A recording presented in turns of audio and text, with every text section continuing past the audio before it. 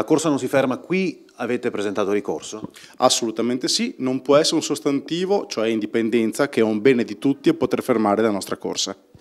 Depositato il ricorso, cosa c'è scritto all'interno? Cosa dite ai giudici? Molto semplice, innanzitutto il ricorso va a prendere tutte quelle che sono le casistiche già successe nel tempo.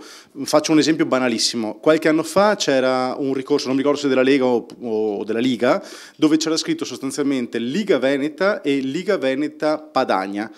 C'era stato un ricorso, stato vinto, per cui anche in questo caso le parole erano simili, ma è andato avanti. Il nostro simbolo, poi l'avete visto, è completamente diverso. Non può essere, ribadisco, la parola indipendenza a bloccare il nostro percorso.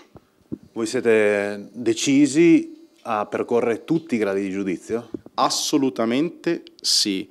Non è nostra intenzione al momento cambiare il simbolo per fare piacere a qualcuno, vogliamo assolutamente andare avanti in qualsiasi grado di giudizio, ma siamo fiduciosi che con serenità i giudici faranno il loro lavoro e vedranno che effettivamente non c'è possibilità di errore nelle due liste.